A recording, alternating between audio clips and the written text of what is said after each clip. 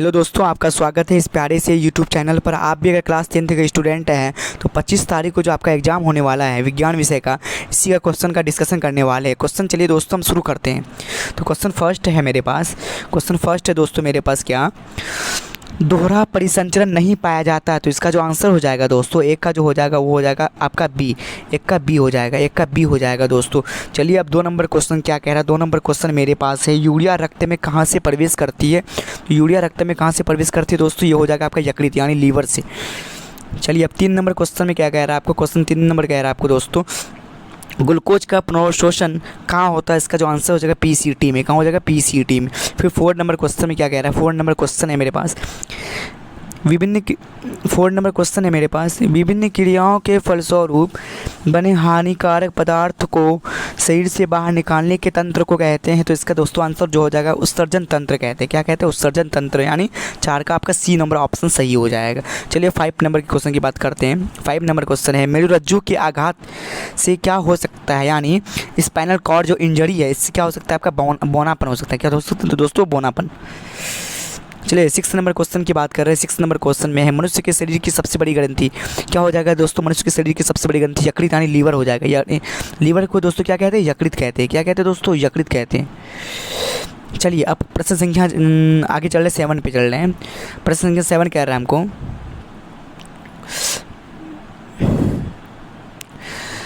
पादप हार्मोन कहलाते हैं। तो इसका जो आंसर हो जाएगा बी हो जाएगा फाइटो हार्मोन। चलिए 8 नंबर क्वेश्चन की बात कर रहे हैं, पत्तियों द्वारा कायिक प्रवर्धन का उदाहरण है। इसका जो आंसर हो जाएगा दोस्तों वो डी हो जाएगा, ब्रायोफाइलम हो जाएगा। चलिए अब 9 नंबर क्वेश्चन की बात कर रहे हैं।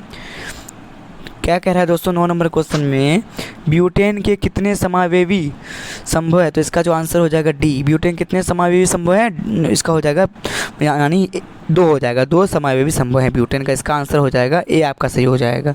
चलिए अब 10 नंबर क्वेश्चन की बात कर रहे हैं। 10 नंबर क्वेश्चन में है मेरे पास, मीथेन के अणु का आकार होता है। तो इसका जो आंसर हो जाएगा दोस्तों वो हो जाएगा चतुष्फलकी यानी मीथेन CH4 की बात कर रहे हैं। चलिए अब क्वेश्चन नंबर 11 की बात कर रहे हैं, कार्बनिक यौगिक में कार्बन की संयोजकता कितनी होती है। तो कार्बनिक यौगिक में कार्बन की जो संयोजकता होती है कितना होता है, 4 होता है। कितना होता है, 4 होता है।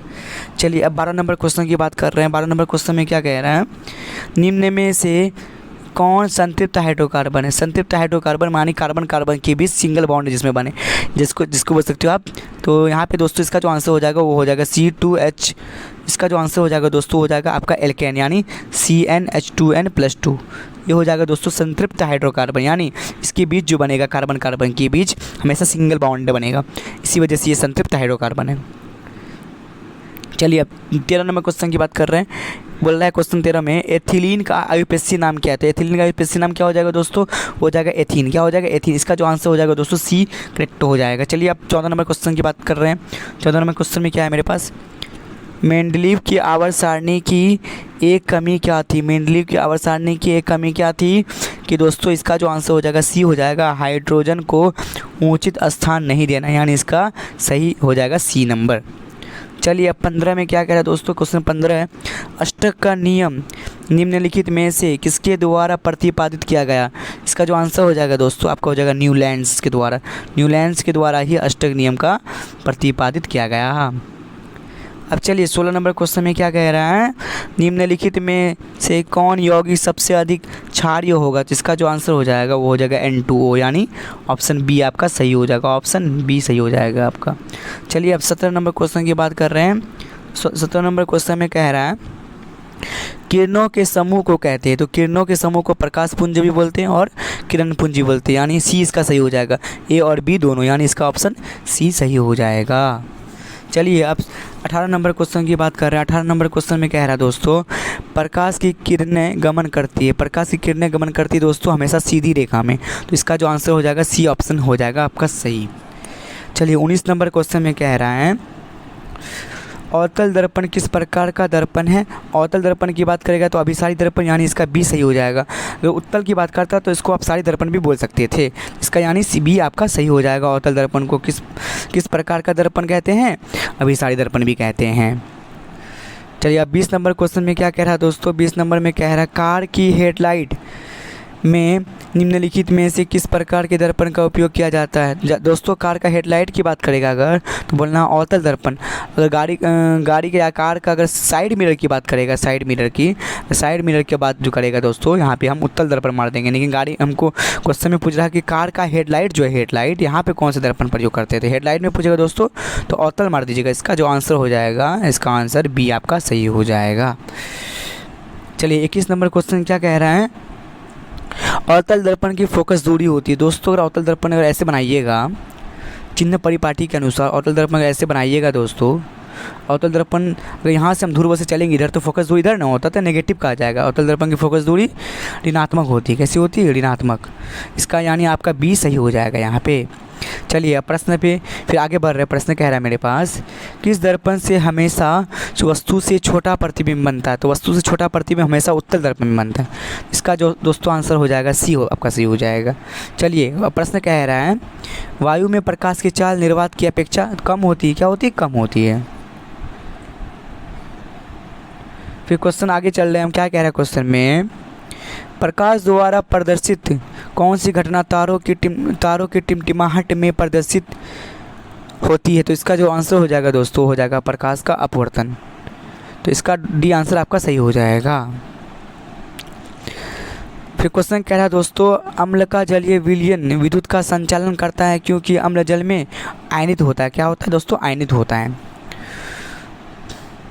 फिर दोस्तों क्वेश्चन कह रहा है मेरे पास, निम्नलिखित में से कौन गंध सूचक नहीं है। तो दोस्तों इसका जो गंध सूचक यहाँ पे जो नहीं है वो हो जाएगा आपका शकरकंद, वो गंध सूचक नहीं है। इसका सी आंसर सही हो जाएगा। फिर दोस्तों आगे मेरे पास क्वेश्चन कह रहा है, क्वेश्चन आगे कह रहा है दोस्तों, चींटी के डंक में कौन सा अम्ल पाया जाता है। तो इसका दोस्तों आंसर हो जाएगा मेथेनोइक अम्ल। दोस्तों कहीं कहीं मेथेनोइक नहीं देगा तो आपको फॉर्मिक अम्ल देगा, तो फॉर्मिक अम्ल भी मार सकते हो। आपको ऑप्शन में नहीं दिया, लेकिन ऑप्शन में फॉर्मिक अम्ल देगा तो फॉर्मिक अम्ल भी मरिएगा आप। तो इसका दोस्तों आंसर हो जाएगा आपका सी हो जाएगा। क्या हो जाएगा दोस्तों, सी हो जाएगा। चलिए अब 28 नंबर क्वेश्चन की बात करते हैं। क्वेश्चन 28 में कह रहा है, निम्नलिखित में या निम्नांकित में किसको जल में डुबोकर रखते हैं। तो दोस्तों यहाँ पे आपका जो हो जाएगा श्वेत फास्फोरस को हम जल में डुबोकर रखते हैं। अब दोस्तों चलिए 29 नंबर क्वेश्चन की बात कर रहे हैं। 29 नंबर क्वेश्चन में है मेरे पास, अयस्क में अशुद्धि के रूप में उपस्थित पदार्थ कहलाते हैं। तो इसका जो आंसर हो जाएगा वो अधात्री हो जाएगा यानी गैंग हो जाएगा। इसका आंसर बी आपका सही हो जाएगा। चलिए दोस्तों क्वेश्चन आप आगे बात कर रहे हैं। कह रहा क्वेश्चन मेरे पास, निम्नांकित में किस धातु को चाकू से आसानी से काटा जा सकता है। तो दोस्तों आपका सोडियम एक ऐसा धातु, ऐसा मेटल है जिसको आप चाकू से आप काट सकते हो आसानी से। इसका जो दोस्तों आंसर हो जाएगा आपका वो हो जाएगा ए, यानी ए सही हो जाएगा आपको। इसको हम चाकू से काट सकते हैं। चलिए आगे क्वेश्चन कह रहा है मेरे पास, सोने में कौन सी धातु मिलाकर मिश्र धातु तैयार की जाती है। इसका जो दोस्तों आंसर हो जाएगा वो हो जाएगा ऑप्शन बी यानी कॉपर। ऑप्शन बी आपका सही हो जाएगा दोस्तों। चलिए अब क्वेश्चन नंबर 32 की बात कर रहे हैं दोस्तों। आपका पूछ रहा है 32 नंबर में, सिलिकॉन है एक। तो दोस्तों सिलिकॉन क्या है, एक उपधातु है। सिलिकॉन हो गया है ना, सिलिकॉन ये सब उपधातु है। एंटीमनी भी एक उपधातु है, बोरोन भी एक उपधातु, उसी प्रकार सिलिकॉन भी एक आपका उपधातु। इसका यानी डी आपका सही हो जाएगा। चलिए दोस्तों अब 33 नंबर क्वेश्चन की बात कर रहे हैं। 33 नंबर में कह रहा, हवा में स्वतंत्र रूप से लटका हुआ क्षैतिज चुंबक हमेशा आराम की स्थिति में रहता है। तो उत्तर दक्षिण दिशा में इसका जो हो जाएगा आंसर सी हो जाएगा दोस्तों। क्या हो जाएगा, सी हो जाएगा।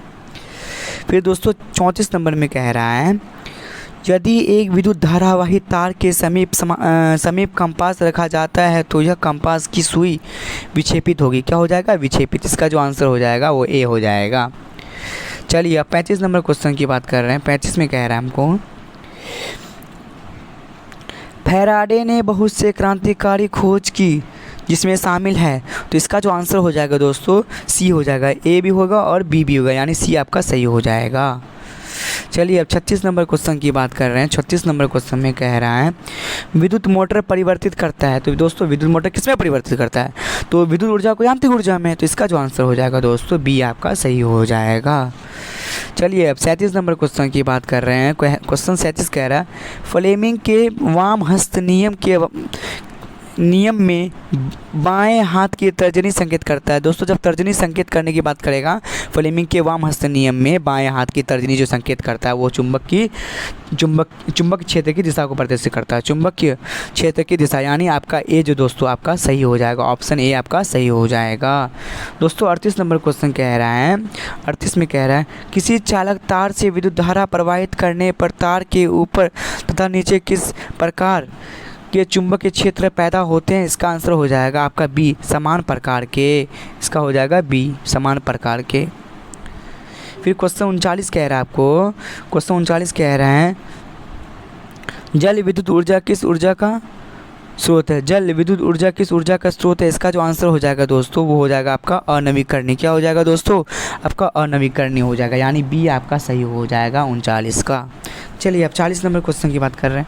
कह रहा है 40 नंबर क्वेश्चन में दोस्तों कौन सी गैस वैश्विक ऊष्मन के लिए उत्तरदायी है। तो इसका जो आंसर हो जाएगा दोस्तों आपका बी, यानी कार्बन डाइऑक्साइड। आपका बी हो जाएगा कार्बन डाइऑक्साइड। चलिए अब क्वेश्चन नंबर 41 की बात कर रहे हैं दोस्तों। कह रहा है मैग्नीशियम यानी Mg आवर्त सारणी के किस समूह का सदस्य है। तो दोस्तों ये हो जाएगा समूह 2 का सदस्य है। इसका सी सही हो जाएगा, आपका सी सही हो जाएगा। फिर क्वेश्चन दोस्तों कह रहा है हमको आवर्त सारणी में कितने आवर्त है। दोस्तों आवर्त सारणी में कितने आवर्त हैं, 7। तो आवर्त सारणी में अगर आवर्त की बात करेगा तो कितना हो जाता है दोस्तों, 7 हो जाता है। 1 2 3 4 5 6 7 आवर्त होता है। और वर्ग की बात करेगा दोस्तों, अगर आवर्त सारणी में कितने वर्ग पूछेगा तो बोलिएगा 18। कितना बोलिएगा 18। अगर आवर्त पूछेगा दोस्तों तो बोलिएगा 7। जो यहाँ पे ऑप्शन 7 इसका ऑप्शन जो दोस्तों डी सही हो जाएगा, क्योंकि हमको यहाँ पे दोस्तों आवर्त पूछ रहा है। क्या पूछ रहा है दोस्तों, यहाँ पे हमको आवर्त पूछ रहा है, इसी वजह से ऑप्शन आपका यहाँ पे डी सही हो जाएगा। डी आपका सही हो जाएगा 7। चलिए 43 नंबर में कह रहा है दोस्तों हमको निम्नलिखित में कौन जल संचयन की प्राचीन विधि नहीं है। इसका दोस्तों जो आंसर हो जाएगा वो डी हो जाएगा, ईडिस। आपका डी सही हो जाएगा यहाँ पे। चलिए 44 में कह रहा है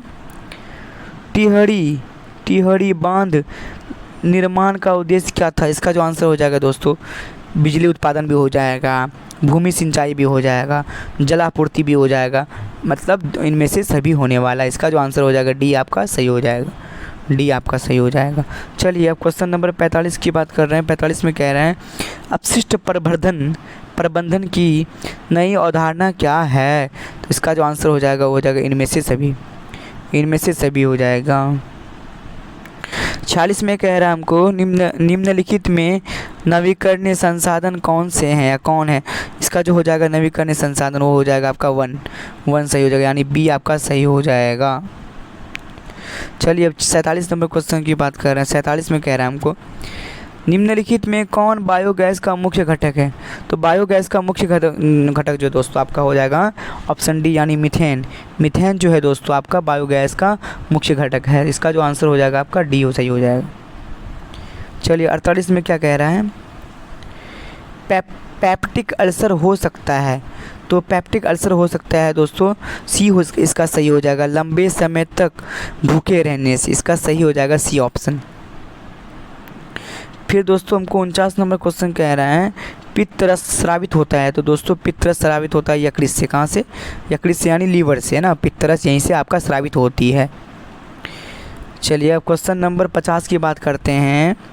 कह रहा क्षुद्रांत यानी छोटी आंत में स्थिर रसांकुर का क्या कार्य होता है। इसका जो दोस्तों आंसर हो जाएगा सी आपका सही हो जाएगा, और शोषण का सतही क्षेत्रफल बढ़ाना। इसका सही हो जाएगा सी ऑप्शन। चलिए अब कह रहा 51 नंबर में मुख गुहा का पिछला भाग है। तो दोस्तों इसका मुख गुहा का पिछला भाग क्या कहलाता है। मुख गुहा का पिछला भाग यहाँ पे ग्रस्त नहीं हो जाएगा। इसका दोस्तों आंसर जो हो जाएगा बी आपका सही हो जाएगा। चलिए अब 51 नंबर के बाद 52 नंबर की बात करते हैं। 52 में कह रहा दोस्तों, 52 में कह रहा आपको बाहरी वातावरण से कोशिका में ऑक्सीजन का स्थानांतरण और कार्बन डाइऑक्साइड का हटाना कहलाता है। तो इसका दोस्तों हो जाएगा आंसर ए हो जाएगा, यानी श्वासोच्छ्वास कहलाता है। क्या हो जाएगा, श्वासोच्छ्वास। इसका ए आपका सही हो जाएगा। चलिए अब 53 नंबर की बात कर रहे हैं। 53 में कह रहा है हमको 53 में कह रहा है प्रकाश संश्लेषण में ऑक्सीजन का मूल स्रोत है, तो इसका जो दोस्तों आंसर हो जाएगा आपका सी यानी जल सही हो जाएगा। सी आपका सही हो जाएगा। प्रकाश संश्लेषण में ऑक्सीजन का मूल स्रोत जल यानी सी सही हो जाएगा।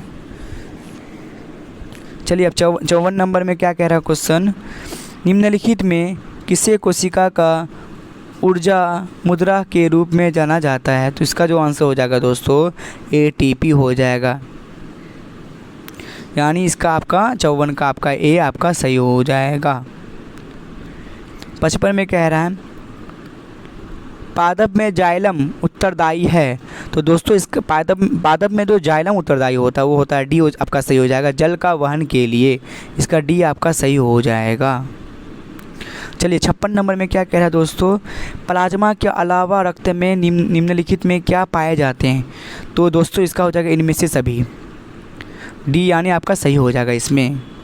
चलिए 57 नंबर में कह रहा है, 57 में कह रहा है दोस्तों, यहाँ पे मेरे पास क्वेश्चन है 57 नंबर, किशोरावस्था में होने वाले परिवर्तन को कहते हैं, तो इसका जो दोस्तों हो जाएगा वो आपका सी हो जाएगा, प्यूबर्टी कहलाता है। जब किशोरावस्था में होने वाला परिवर्तन को क्या कहते हैं, प्यूबर्टी कहते हैं। चलिए इसका आपका ऑप्शन सी हो जाएगा, सही हो जाएगा।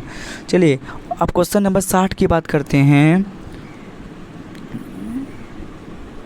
सॉरी क्वेश्चन नंबर 58 की बात करते हैं। क्वेश्चन नंबर 58 कह रहा है निम्नलिखित में कौन परिवार नियोजन साधनों में प्रयुक्त एक प्रभावी उपाय है, तो diaphragm, condom, copper T and loop, तो इसका जो हो जाएगा ऑप्शन दोस्तों डी आपका सही हो जाएगा, यानी इनमें से सभी आपका सही होने वाला है। चलिए अब जा रहे हैं क्वेश्चन नंबर 59 में जा रहे हैं। क्वेश्चन 59 कह रहा है एंटाविज्म का क्या अर्थ है, तो इसका जो आंसर हो जाएगा वो आपका ऑप्शन सी सही हो जाएगा, संतति में पूर्वजों के गुणों का आना जो जनकों में नहीं है, इसका आपका सी ऑप्शन सही हो जाएगा। चलिए 60 में क्या कह रहा है, 60 में क्वेश्चन कह रहा है किसी जीव की जीनी संरचना कहलाती है, तो इसका आंसर हो जाएगा आपका दोस्तों जीनोटाइप यानी बी आपका सही हो जाएगा। दोस्तों क्वेश्चन नंबर 61 है मेरे पास, प्राकृतिक चयन द्वारा जीवों का विकास कहलाता है, इसका हो जाएगा डी यानी डार्विनवाद, डी आपका सही हो जाएगा डार्विनवाद। चलिए 62 में क्या कह रहा है दोस्तों, जैव आवर्धन प्रदर्शित करने वाला रसायन है, तो दोस्तों जैव आवर्धन प्रदर्शित करने वाला रसायन कौन सा है, वो आ जाएगा आपका डी ऑप्शन नंबर सही हो जाएगा डीडीटी, आपका डी आपका सही हो जाएगा डीडीटी। चलिए अब क्वेश्चन नंबर 63 पे जाते हैं। क्या कह रहा है दोस्तों हमको, प्राथमिक उपभोक्ता कहलाते हैं, तो प्राथमिक उपभोक्ता कहलाते हैं कौन हो जाएगा दोस्तों, इसका आंसर आपका डी सही हो जाएगा यानी शाकाहारी। फिर क्वेश्चन है मेरे पास 64 में CFC का व्यापक उपयोग होता है, CFC का व्यापक उपयोग होता है, तो इसका जो आंसर हो जाएगा दोस्तों इनमें से सभी, यानी आपका डी ऑप्शन सही हो जाएगा। चलिए अब क्वेश्चन में कह रहा है दोस्तों लेंस की फोकस दूरी f, लेंस की फोकस